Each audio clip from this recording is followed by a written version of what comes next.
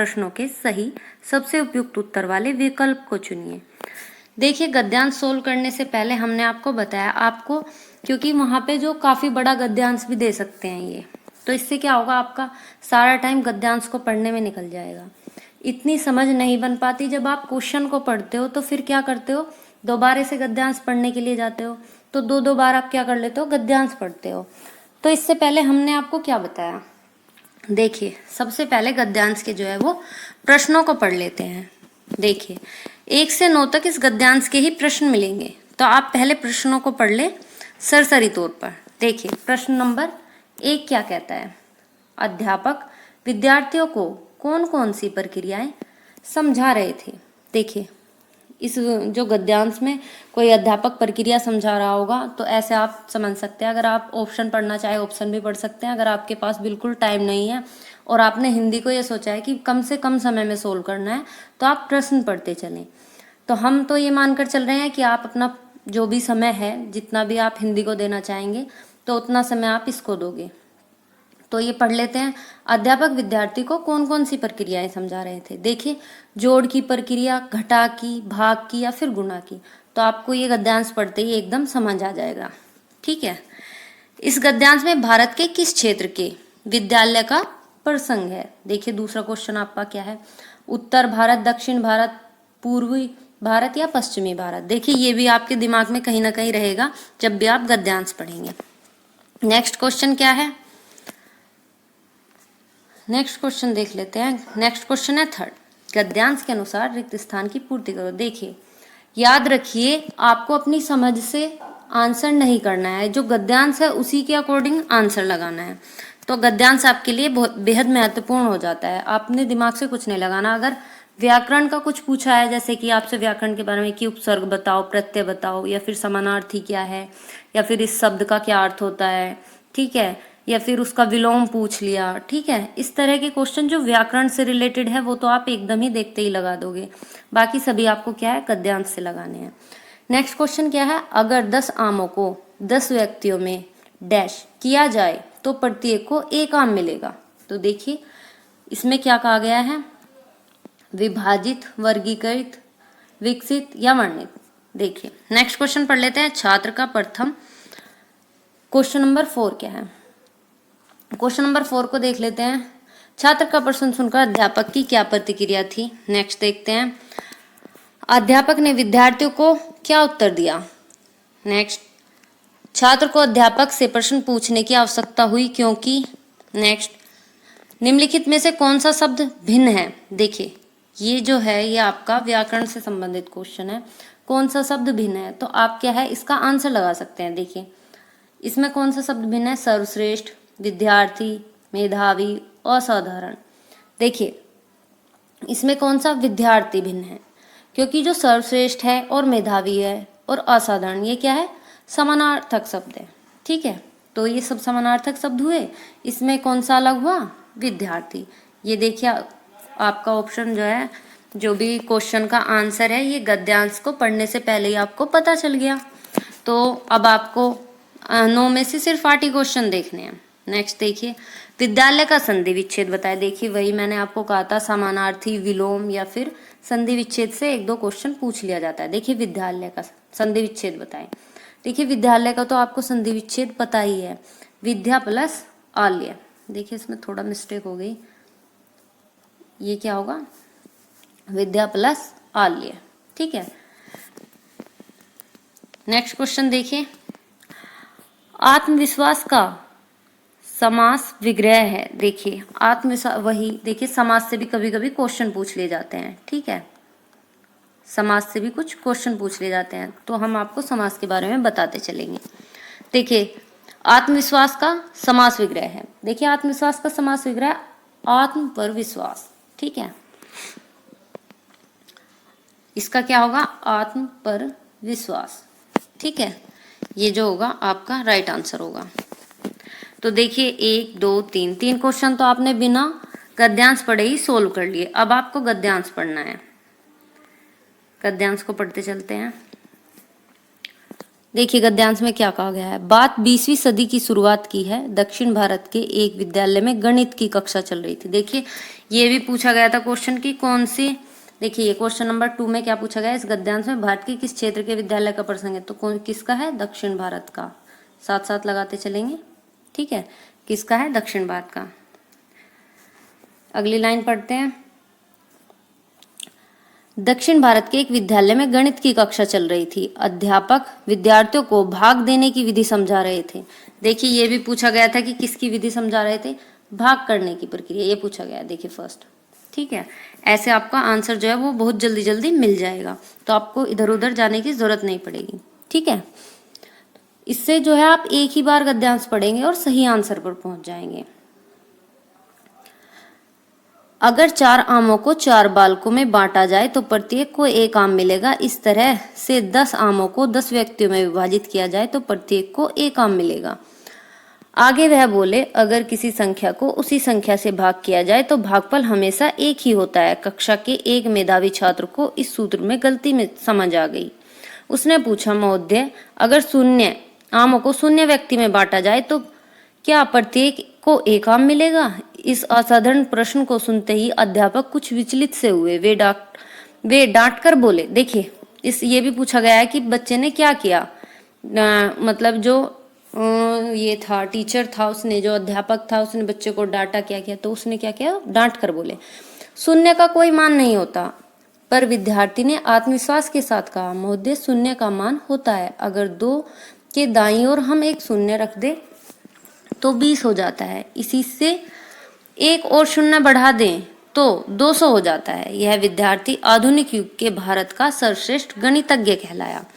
देखिए अब आप पढ़ते हैं, गद्यांश के अनुसार रिक्त स्थान की पूर्ति कीजिए। अगर 10 आमों को 10 व्यक्तियों में डैश किया जाए तो प्रत्येक को 1 आम मिलेगा। देखिए इस क्वेश्चन का आंसर दीजिए, क्वेश्चन नंबर 3। तो इसका आंसर है विभाजित किया जाए। कैसे, क्या किया जाए, विभाजित। देखिए क्योंकि भाग की ही जो था वो बता रहा था, भाग करने का तरीका, जो अध्यापक था वो भाग करने का तरीका बता रहा था। छात्र का प्रश्न सुनकर अध्यापक की क्या प्रतिक्रिया थी। देखिए क्या प्रतिक्रिया थी, तो अध्यापक क्या कुछ विचलित हो गए थे, ठीक है, अध्यापक कुछ विचलित से हुए। अध्यापक ने विद्यार्थी को क्या उत्तर दिया। देखिए अध्यापक ने विद्यार्थी को क्या उत्तर दिया था, उन्होंने क्या कहा था, 0 का कोई मान नहीं होता, ऐसा बोला था ना। तो बी आंसर जो है आपका सही हो जाएगा, 0 का कोई मान नहीं होता। छात्र को अध्यापक से प्रश्न पूछने की आवश्यकता हुई क्योंकि, देखिए छात्र को क्यों आवश्यकता हुई थी, तो क्या था, देखिए छात्र को प्रश्न करने की आदत थी। छात्र को अध्यापक की बात समझ नहीं आ रही थी।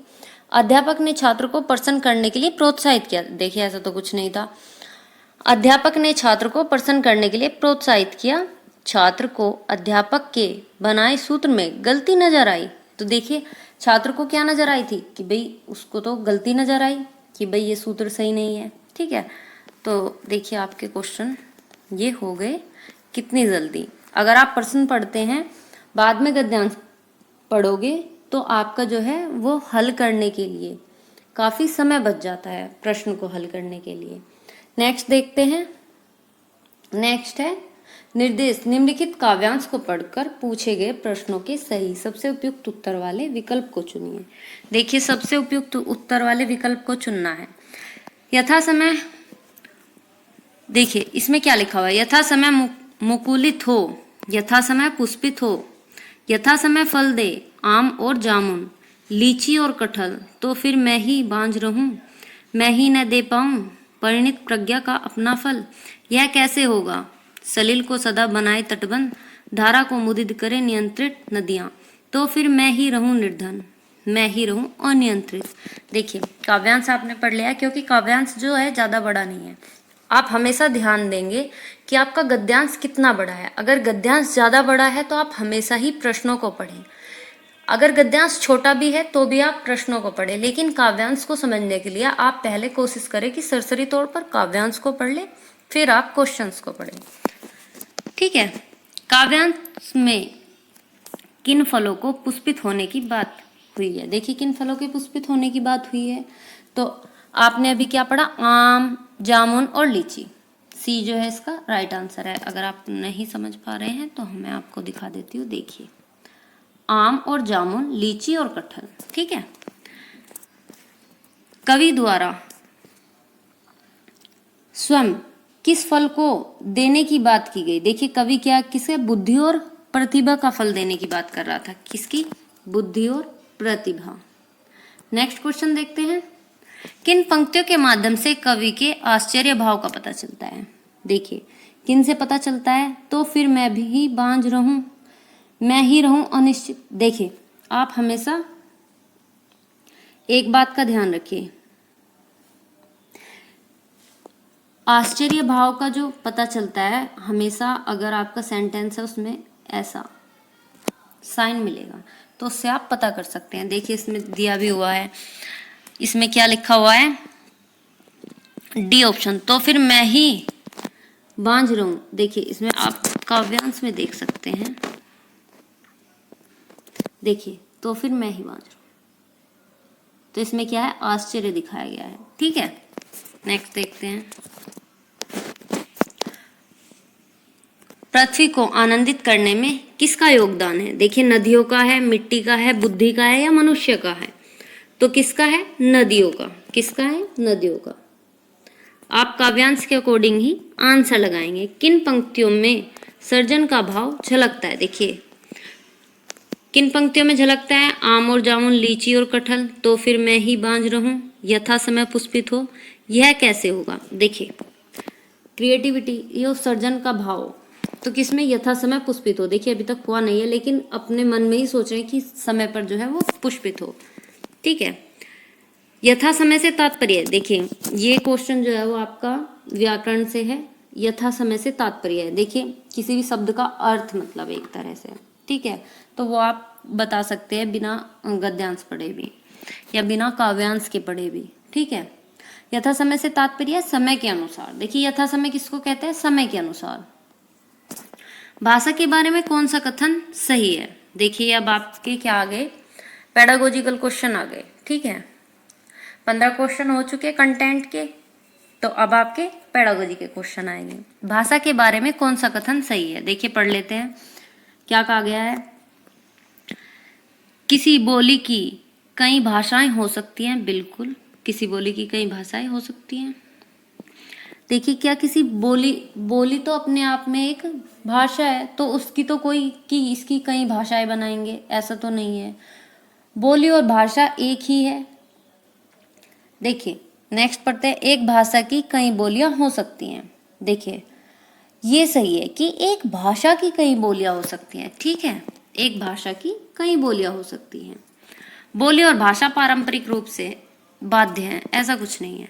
नेक्स्ट देखते हैं, निपुण क्या है। देखिए निपुण भारत जो है वो आपको पढ़ना पड़ेगा। ठीक है, निपुण मिशन जो है उसमें देख लेते हैं। देखिए एक तो इसका पूरा नाम पूछते हैं, NIPUN,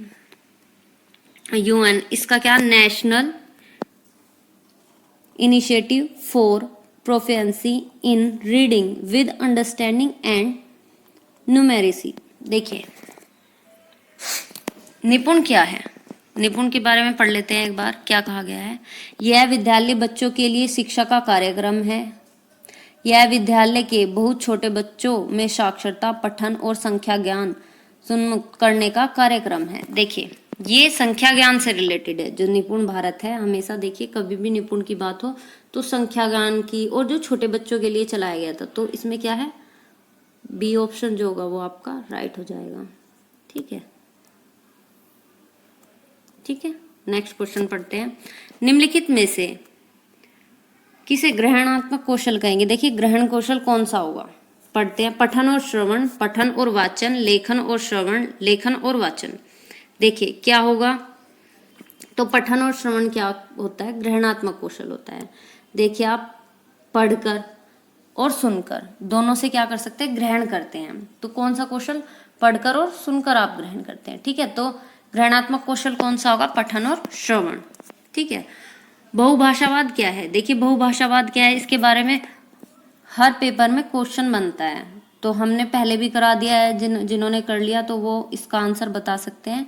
तो ऑप्शन पढ़ते हैं। विद्यालय में बहुत सी भाषाओं का अध्ययन, कार्यकारी भाषा, सहकारी भाषा और अंग्रेजी भाषा का अध्यापन, विद्यालय में शिक्षार्थियों की भाषाओं का शिक्षण अधिगम। देखिए बहुभाषिकता है क्या, तो ये क्या है, विद्यालय में शिक्षार्थियों की भाषा का शिक्षण अधिगम। देखिए विद्यालय में शिक्षार्थियों की भाषा का शिक्षण अधिगम, जो भी विद्यालय में शिक्षार्थी हैं उनकी जो भाषा है उसका अधिगम, ठीक है, वही क्या होता है, बहुभाषिकता। देखिए बहुभाषी कक्षा कक्ष कैसा होगा, जहाँ जो होगा बहुत सारी भाषाएं होंगी, बहुभाषा से आपको समझ आ रहा है, और उन सबको प्राथमिकता दी जाएगी, मतलब सभी को उनकी भाषा के प्रति जो है वो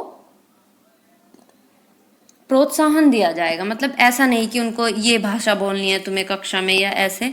तो क्या है, बहुभाषिक कक्षा कैसी होगी, जिसमें अलग अलग भाषाओं के बच्चे पढ़ रहे हों, तो उनको सभी को प्राथमिकता दी जाए या फिर सभी को समानता से देखा जाए, तो वो क्या होगी, बहुभाषिक कक्षा, ठीक है। और ये एक पॉजिटिव टैग वर्ड भी है आपका। ओके, नेक्स्ट देखते हैं। कक्षा 2 के एक अध्यापक ने अपने विद्यार्थी से कहा कि वे शब्द संपदा सीखने के लिए अपने घर से पशु व वाहन वाले अपने खिलौने लेकर आए। देखिए बच्चों को कहा कि जो पशु और वाहन वाले खिलौने हैं, जैसे कि छोटे बच्चे रखते हैं पशुओं के खिलौने, आपने देखा भी होगा आपके घर में अगर कोई छोटा बच्चा है या फिर पड़ोस में हो तो उनके छोटे छोटे पशु रखते हैं, कुछ खिलौनों के सामान रखते हैं, कुछ वाहन रखते हैं, जैसे ट्रैक्टर ले लिया, गाड़ी ले ली, ठीक है, इस तरह से। तो भाषा शिक्षण शास्त्र की दृष्टि से ये खिलौने क्या हैं। देखिए अब टीचर ने क्या बोला कि आपको खिलौने लाने हैं अपने, तो देखिए एनसीएफ के अकॉर्डिंग जो है वो शिक्षण कैसा होना चाहिए, एनसीएफ के अकॉर्डिंग शिक्षण होना चाहिए जो आपको रियल लाइफ से जोड़ता हो, ठीक है। तो जहाँ भी आपको रियल लाइफ दिखाई दे, या फिर टीचर जो है वो बच्चों को क्षेत्र भ्रमण पर ले जा रहा हो, इस तरह की चीजें दिखा रहा हो, तो ये सब वास्तविक जीवन से जोड़ रहा है, या फिर कुछ ऐसी चीजें जो आप डेली यूज करते हैं, ठीक है। तो ऐसी चीजें या फिर जो आपकी लाइफ से जुड़ी हुई है, आप उन्हें हमेशा देखते हैं या फिर कभी ध्यान नहीं गया इन चीजों पर, लेकिन आपको मिलती हमेशा है या आपके आसपास हैं, ऐसी चीजें जब अध्यापक कक्षा कक्ष में लाने के लिए कहे या फिर बच्चों के संज्ञान में लाए, तो उन्हें क्या कहते हैं कि ऐसी वास्तविक सामग्री या रियल लाइफ से जोड़ रहा है, या फिर क्या कहेंगे, रियल, ठीक है, वास्तविक। तो फिर इसका आंसर क्या होगा, सीधे सीधे दिखाई दे रहा है बी, वास्तविक सामग्री, क्योंकि जो वास्तविक सामग्री है उसको लाने के लिए बोल रहा है। वास्तविक वस्तुएं, ये भी एक राइट ऑप्शन हो सकता था, लेकिन रियल लाइफ इसके सामने लिखा हुआ था, और वास्तविक सामग्री ये जो होगा ये सबसे एप्रोप्रिएट आंसर होगा। नेक्स्ट क्वेश्चन देखते हैं। कक्षा 3 की एक बालिका शब्दों के प्रत्येक अक्षर की ध्वनि समझ लेती है, यानी कि पढ़ लेती है। वह क्या करने का प्रयास कर रही है। देखिए वह क्या करने का प्रयास कर रही है, प्रत्येक अक्षर की ध्वनि को समझ रही है और पढ़ रही है। संकेत बना रही है, एनाकोड। देखिए संकेत तो बना नहीं रही होगी क्योंकि वो तो पढ़ रही है और समझ रही है। संकेत खोलना, तो ये क्या कर रही है, डिकोडिंग, संकेत खोल रही है। देखिए डिकोडिंग कर रही है। डिकोडिंग में आप करते क्या है, कक्षा, जैसे कि कक्षा 3 की बालिका है, शब्दों के प्रत्येक अक्षर की ध्वनि समझ रही है और पढ़ रही है, तो वह संकेत खोलने करने का प्रयास कर रही है, यानी कि डिकोडिंग सीखने के लिए बुनियादी आधारभूत कौशल बच्चों के शब्द पहचानने की क्षमता है, ठीक है, शब्द पहचानने की क्षमता को कहेंगे, ठीक है। जो बच्चा शब्द और उसके अर्थ को जितनी बेहतरी से समझ सकता है वह संकेत खोलना, यानी कि जितनी भी बेहतरी से आप समझ रहे हैं, इसका मतलब कि आप संकेत खोल रहे हैं, यानी कि डिकोडिंग कर रहे हैं, तो डिकोडिंग के कौशल को उतनी ही अच्छी गति से सीख सकता है, ठीक है। नेक्स्ट पढ़ते हैं। पहली कक्षा की अध्यापिका ने कक्षा की दीवारों पर इस तरह से जगह छोड़ी है कि बच्चे कीरम काटे, स्क्रबलिंग बना सके, चित्रकारी कर सके। बच्चों की इस गतिविधि को क्या कहेंगे। देखिए बच्चों को ने स्क्रबलिंग करने के लिए छोड़ दिया है, ठीक है, यानी कि दीवारों पर जगह छोड़ दी है कि बच्चे कीरम काटे खींच ले, ठीक है, या कहेंगे कीरम काटे बना ले, ठीक। तो ये क्या है, आरंभिक साक्षरता है, हाथ आंख समन्वय है कि हाथों का और आंखों का समन्वय बनाएंगे, या लेखन विकास। ऐसा तो नहीं है कि लेखन विकास वो क्या है, मतलब दीवारों पर करेंगे, अपना कॉपी में भी कर सकते हैं। चित्रकारिता सीखना, देखिए चित्रकारिता भी बच्चे जो है वो अपनी स्लेट कॉपी इन सब चीजों पर कर सकते हैं। तो ये क्या है, जो बच्चा कीरम काटे खींचता है या स्क्रबलिंग करता है, हमेशा याद रखिए उसके लिए ऑप्शन होगा ए, आरंभिक साक्षरता। स्क्रबलिंग कब करता है बच्चा, जब स्कूल में आता है, भाई स्टार्टिंग में शब्द बनाना नहीं सीखता तो वो स्क्रबलिंग करता है, तो इसको क्या कहेंगे, आरंभिक साक्षरता। याद रखिएगा, जब भी लाइन खींचने की बात हो, कीरम काटे, कुछ भी इस तरह से दिया हुआ हो, तो वो क्या होगी, आरंभिक साक्षरता। नेक्स्ट पढ़ लेते हैं, अधिगम के शुरुआती वर्षों में कौन सा उद्देश्य तुकबंदी और शिशु गीतों का नहीं है। देखिए कुछ तो इसमें क्या है कि तुकबंदी और शिशु गीतों का नहीं है। क्या है ये, भाषा विकास, मूल्य विकास, कल्पनाशीलता एवं अनुमान, व्याकरणिक क्षमता का विकास। तो क्या होगा, व्याकरणिक क्षमता का विकास। देखिए इसमें क्या कहा, अधिगम के शुरुआती वर्षों में कौन सा उद्देश्य तुकबंदी और शिशु गीतों का नहीं है। देखिए आप तुकबंदी नहीं करेंगे, तुकबंदी जो है वो व्याकरण में होती है, तो व्याकरण क्षमता का विकास। तो देखिए कैसा है, व्याकरण क्षमता का। नेक्स्ट देख लेते हैं, डिसलेक्सिया से क्या आशय है। देखिए डिसलेक्सिया से क्या आशय है, देखिए ये जो आपके अधिगम विकार हैं, तो ये एक क्वेश्चन आपका बनेगा ही बनेगा, हो सकता है आपका जैसे हिंदी में भी एक पूछ लिया गया, ऐसे ही आपका सीडीपी में पूछ लिया जाएगा, ऐसे ही आपका किसी अदर सब्जेक्ट जो भी आपके 5 सब्जेक्ट है उसमें पूछ लिया जा सकता है, जैसे कि डिसलेक्सिया से क्या अभिप्राय है या डिसलेक्सिया क्या है। तो ये जो आपकी डिसीज है इनसे क्वेश्चन बनता ही है, 1 से 2 भी बन सकते हैं, ठीक है। तो पढ़ते हैं लेक्सिया। देखिए आप याद रखिए, ऐसे ही आपकी तैयारी हो जाएगी, साथ साथ करते हुए आपको कुछ करने की जरूरत नहीं है। देखिए डिसलेक्सिया, लेक्सिया से समझ आ रहा है लेक्चर। अब लेक्चर कैसे होते हैं, आप पढ़ते हैं, ठीक है, तो पढ़कर ही तो लेक्चर दिया जा सकता है, जैसे बोलना एक तरह से, ठीक है, बोलकर पढ़कर, तो इसे कैसा विकार कहेंगे, पठन विकार कहेंगे, ठीक है।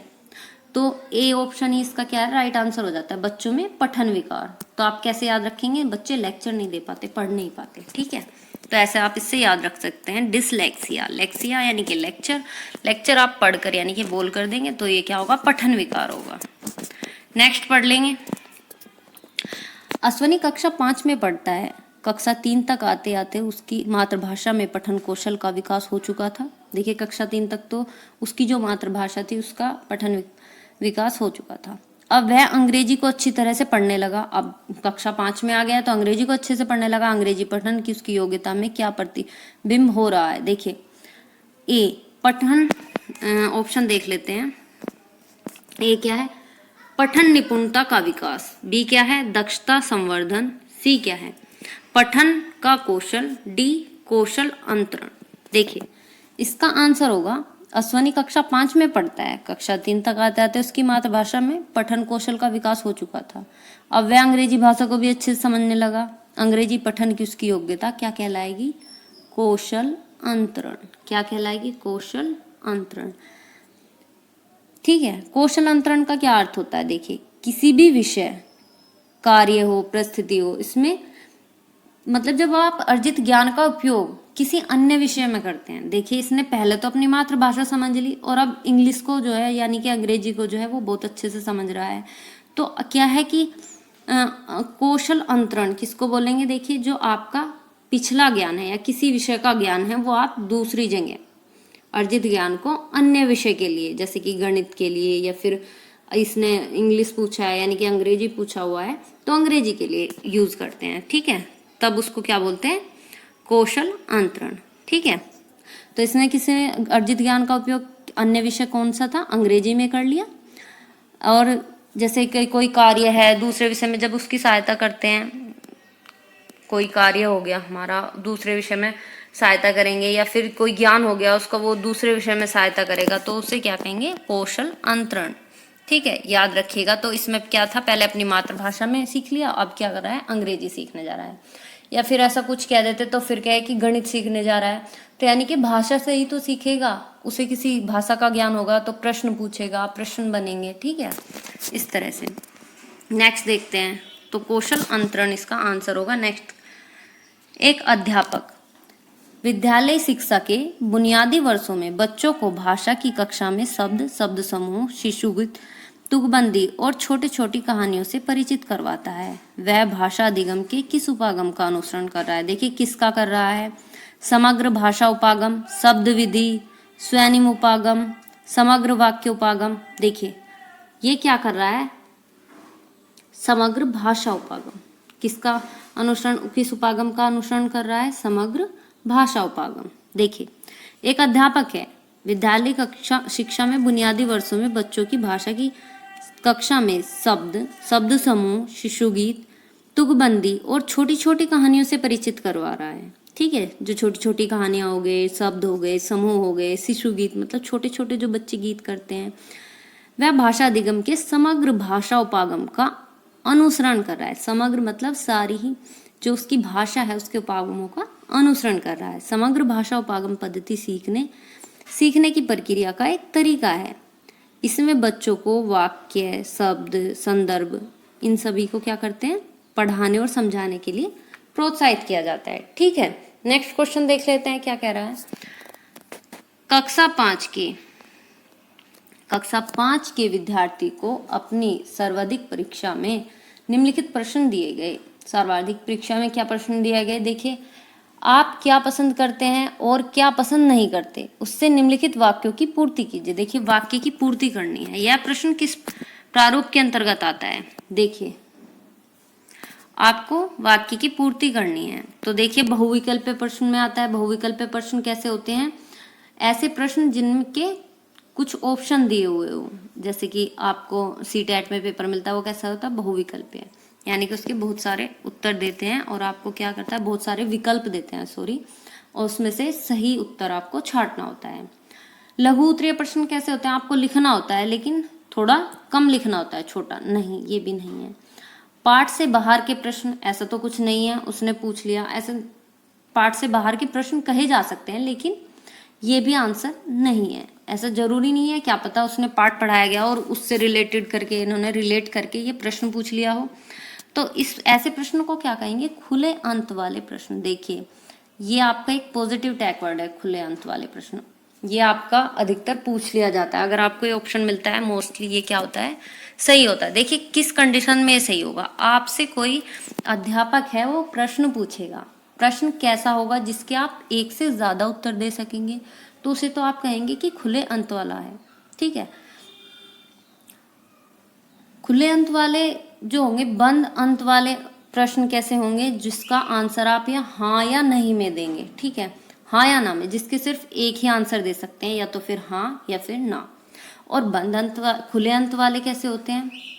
जिनके आप बहुत सारे आंसर दे सकते हैं। देखिए, सब अपने विचार रख सकते हैं इसमें। ठीक है, तो देखिए, इसने पूछा भी है कि कक्षा 5 के विद्यार्थी, इसमें क्या पूछा है उनसे? आप क्या पसंद करते हैं? तो बच्चा कुछ भी लिख सकता है, क्या पसंद करता है और क्या पसंद नहीं करता। तो सबकी अपनी अपनी पसंद होगी, तो वो किसी दूसरे बच्चे को कॉपी नहीं करेगा, वो अपनी पसंद लिखेगा और अपनी जो पसंद नहीं करता वो लिखेगा। ठीक है, तो ये ऐसा प्रश्न क्या हो गया? खुले अंत वाला, कि अपनी व्यक्तिगत चीजें लिख रहे हैं। ठीक है, तो ये जो होगा, ये मोस्ट इम्पोर्टेंट क्वेश्चन भी आप इसको कह सकते हैं। आप चाहे तो इसे नोट कर सकते हैं, ये 27। ठीक है, इस तरह के क्वेश्चन पूछे जाते हैं, खुले अंत वाले, बंद अंत वाले। देखिए, जो पॉजिटिव टैग वर्ड है वो खुले अंत वाला है। तो आपको कैसे प्रश्न, अगर आपसे पूछा जाए कि अध्यापक को बच्चे से या शिक्षार्थी से कैसे प्रश्न करने चाहिए, तो वो कैसे करने चाहिए? खुले अंत वाले। ओपन एंडेड क्वेश्चन भी इनको बोलते हैं, सीडीपी में अगर आपको करना पड़ जाए। ठीक है, नेक्स्ट क्वेश्चन देखते हैं।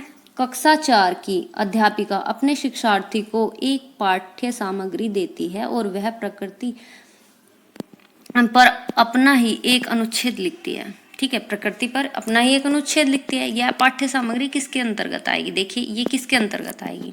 प्रमाणिक सामग्री, मतलब उसके पास प्रमाण है इन चीजों के। प्राकृतिक सामग्री, मतलब ये प्रकृति के बारे में लिख रही है। सर्जित की गई सामग्री, सर्जित मतलब सर्जित की गई, सॉरी, हाँ अर्जित लिखा हुआ है, सर्जित है ये, से। ठीक है, तो सर्जित की गई सामग्री। ठीक है, सर्जित सामग्री क्या होगी? ये से है, अर्जित नहीं है, सर्जित है। ठीक है, तो सर्जित की गई सामग्री।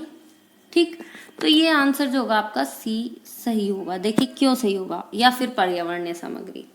देखिए, कक्षा 4 की अध्यापिका है, अपने शिक्षार्थियों के पाठ्य सामग्री देती है। ठीक है, और वह प्रकृति पर अपना ही एक अनुच्छेद लिखती है।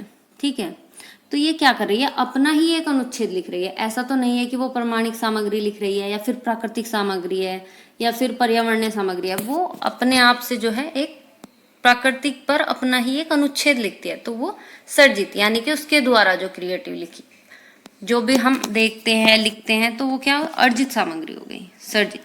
ठीक है, या फिर आप इसको नेक्स्ट क्वेश्चन देख लेते हैं। कक्षा 5 के विद्यार्थी को कक्षा 5 के विद्यार्थी को 5 के समूह में बांटा गया। देखिए, कक्षा 5 का विद्यार्थी, उसको 5 के समूह में बांट दिया और अपनी रुचि का विषय चुनने के लिए कहा गया। बच्चे ने समूह में थीम पर आंकड़ों का संग्रह किया और रिपोर्ट लिखी। भाषा अधिगम की इस गतिविधि को क्या कहेंगे? देखिए, जिसमें रिपोर्ट लिखते हैं इस तरह की, देखिए आप डायरेक्ट याद रख सकते हैं, ऐसी विधि को क्या कहते हैं? परियोजना विधि। ठीक है, नोट भी कर सकते हैं आप। इसमें क्या किया, बच्चे ने विषय चुना और बच्चे ने समूह की थीम और आंकड़ों का संग्रह किया, इस पर अपनी रिपोर्ट लिखी, तो इसे क्या कहेंगे? परियोजना विधि। ठीक है, नेक्स्ट क्वेश्चन देख लेते हैं। विद्यालयी बच्चों में भारतीय भाषाओं को सम्मिलित करने वाले भारत सरकार के कार्यक्रम को नाम दिया। देखिए, समुन्नत करने वाले कार्यक्रम का क्या नाम था? भाषा सम्मेलन, एक भारत श्रेष्ठ भारत, आजादी का अमृत महोत्सव या भाषा संगम। देखिए, क्या आंसर था? इसका आंसर होगा भाषा संगम। देखिए, आजादी का अमृत महोत्सव तो ऐसा नहीं है कि भारतीय भाषाओं को उन्नत करने के लिए ये दिया गया था। ठीक है, एक भारत श्रेष्ठ भारत भी इसमें नहीं है, भाषा सम्मेलन भी नहीं है। इससे क्या होगा? इसने पूछा क्या है? विद्यालयी बच्चों को भारतीय भाषाओं को उन्नत करने वाले भारत सरकार के कार्यक्रम का नाम, तो इसका क्या था? भाषा संगम। क्या नाम रखा गया? भाषा संगम।